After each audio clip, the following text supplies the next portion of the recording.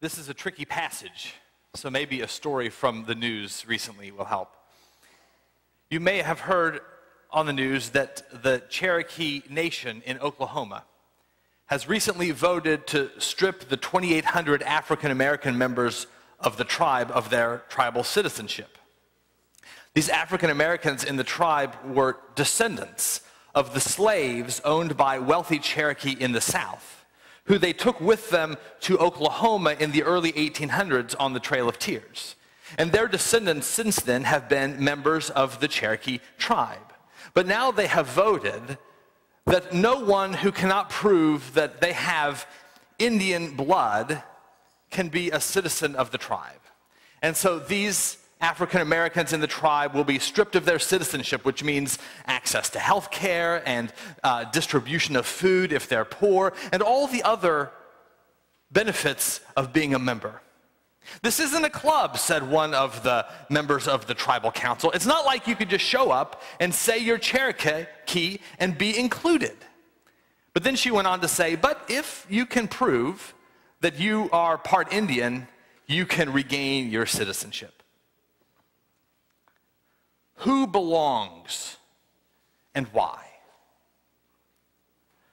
Who belongs and why? This is a question the Apostle Paul was obsessed with. It's a question right at the heart of his understanding of what God is doing in the world. Who belongs and why? Who is a true member of this tribe we call God's own people? And what makes one a full member? Who belongs and why? It's a question Paul thought he knew the answer to. And there could have been no doubt that he himself was a member. He says, everyone knows that being circumcised makes one a member of God's people, and I've got that. And I was born into the tribe of Benjamin. There can be no doubt about that. And I'm a Pharisee. I, for my life, have kept all of those guidelines that distinguish God's people from all the other people in the world. So both by genealogy and by practice, there can be no doubt that I belong. I've got what it takes. That's what Paul means when he says he had confidence in the flesh.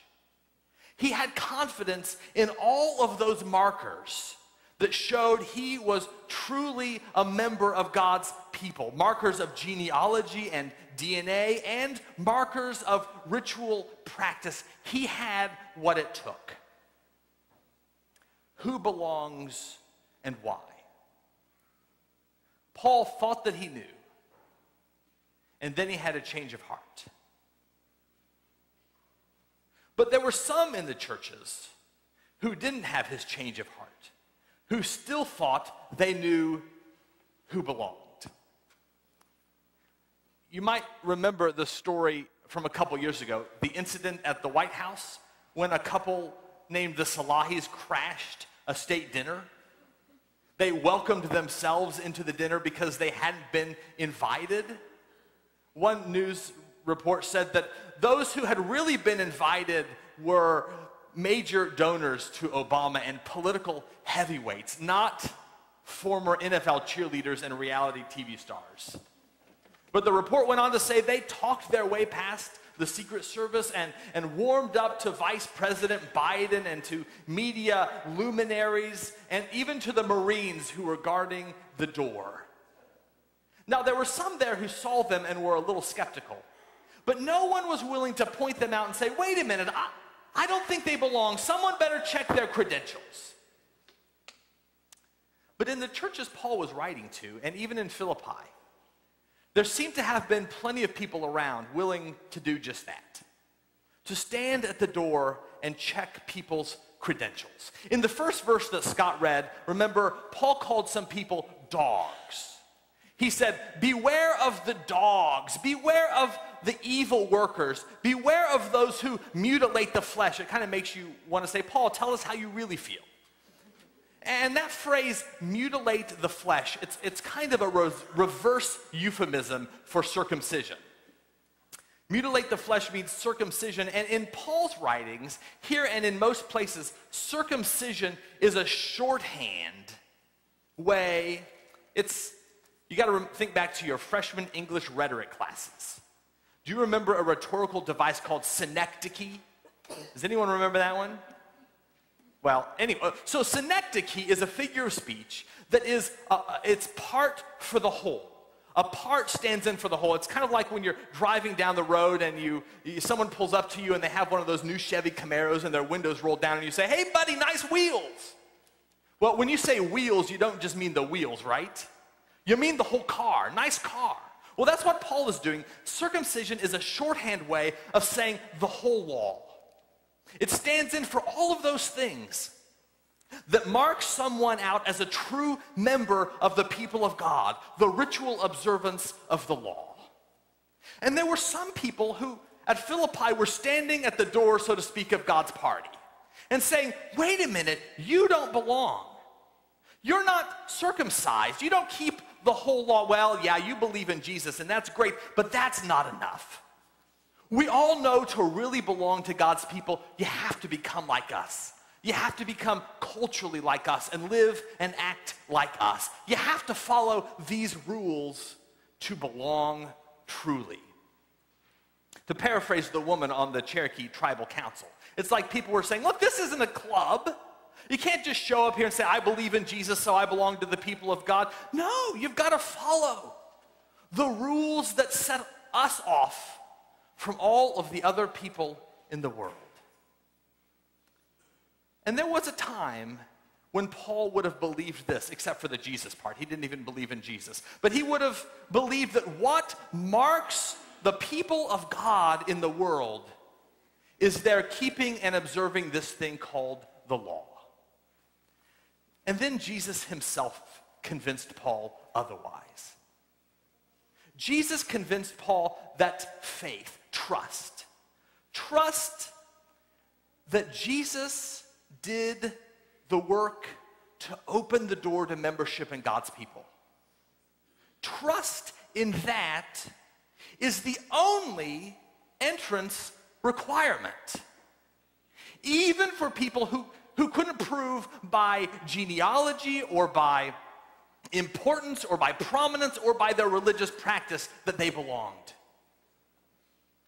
Being joined to Jesus by faith is all that matters. It's so common in movies and in fiction that it's almost become a trope. You see it very often. Imagine there's a checkpoint somewhere. Guards standing there, and behind the checkpoint is a high security research lab or a high security defense lab or something, and someone comes up to the checkpoint and they want to get in, but they don't have an ID and they don't have any credentials, and so the guards say, "I'm sorry, sir, I'm not going to allow you into this place." And then someone else comes up. Someone who looks important, who clearly belongs there, someone with just the right badge, maybe the executive of the place, and he says, "Oh, it's okay. He's with me." And so the guards say, "Oh, well then, I'm sorry, come on in, come on in."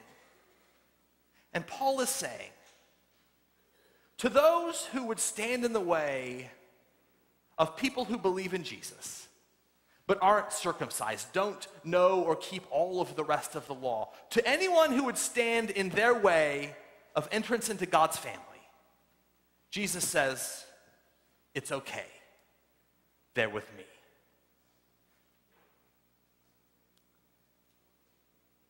Well, how this relates to us is not immediately clear. An ancient argument about whether circumcision is an entrance requirement into the people of God. It's not like there are Jewish Christians down in our kitchen who are making sure that we wash our pots and pans in a kosher way in order for us to be people of God here. It's not immediately clear how this relates to us until we remember we are the ones, you and I. We are the ones who have snuck into the party. We're the ones who showed up at the door with nothing but a smile on our face. We had no credentials. We had no proof that we belonged. We had no documents of privilege. We had no blood test to show that we should be in. And yet, here we are. Here we are in God's family. Here we are in the household of God. Here we are about to be welcomed to this table, God's state dinner, so to speak. And there is no one here who belongs because they're dignitaries or major donors or media luminaries or religious heavyweights. No. We're all here only because Jesus said it's okay. They're with me. Now, sometimes when I think about that, it makes me want to shout. Now, I know we're Methodists, so we're not going to shout. Does anyone want to shout? You want to, but we don't usually shout about that, and it's not just because we're Methodist. I think the other reason we don't shout is because we're so used to being here, right? We've just gotten used to it. I mean, we've been here for a long time. We've been here for 25 years. Methodists in America have been here for 250 years. We're used to it. Protestants have been in the world for 500 years. We're used to it. Gentiles have been in the church for 2,000 years. We're used to it. We've gotten so used to it that it's very easy for us to forget how we got into the family, who opened the door, who let us in, and then we can start thinking that maybe there is something in our pedigree or on our resume or some credential that has let us in, that there's some other reason, our importance, that we are here. Paul, who had that list that he called confidence in the flesh, that list of all the reasons he was a true, upstanding member of God's people. When he realized that it was faith in Jesus and Jesus alone that opened the door for us to be members of God's family, he looked at all that list, at all that stuff, and said, this is rubbish. I don't want it anymore. The only thing I want, he says, is to be escorted into the dinner by Jesus. And so this passage, I think, can become a word for us. Not just a word from Paul, but maybe even a word from God. If it reminds us to remember how we got in to God's family, how we were invited into the community of faith, God's own people. Not by our privilege, not by our prominence, not by any of our pious religious practices, but by the graciousness of Jesus alone. And then to use our imaginations to ask, so is there anything about our life together that might even subtly suggest on other basis that some belong and some don't? Some are welcomed and some aren't. Some are in and some are out. To use our imaginations and ask, is there anything metaphorically that acts like a guard at our door, checking IDs to see who belongs? And if we discover those things in our life, to imitate Paul and let them go. My grandmother is 95 years old, and a few years ago she had to move into an assisted living home because she couldn't live by herself any longer. She lived alone for 10 years since my grandfather died, and she lived in a beautiful house that was filled with all of these beautiful things. Everything in the house had a story. Everything in the house reminded her who she was, how it got there, who she belonged to, all of these things. And if you went in there, you would also see that these things in her house marked her as a person of privilege. Well, when she could no longer live by herself anymore, she had to do that very difficult thing that many have to do and let go of so many of these things in order to move into a much smaller place. And a couple months after she moved into the assisted living home, I went to visit her and I said, Grammy, how are things going? How are you doing? And she said, people keep telling me I should just get used to it. But this isn't home. And there were people in Paul's day who didn't want to let go. who had a very difficult time letting go of all those things, confidence in the flesh, things that marked them as God's people, that said, you're the ones who really belong. You were here first. And these people don't. And we know that there are even churches today who have a difficult time letting go of markers of privilege and prominence that subtly say some people belong and some people would be better off elsewhere. The difference is my grandmother had to let go of these things in order to move someplace that wasn't home. But we let go of them in order to be truly home, to be in a wide home. This is our home. This is our home in the family, the household, the people of God. And there's room for nothing here but faith in the graciousness of Christ who welcomes us in. That's why we come to this table with our hands up and out and empty, because we don't need anything else. Because we only need Jesus to say, it's okay, they're with me. In the name of the Father, and of the Son, and of the Holy Spirit. Amen.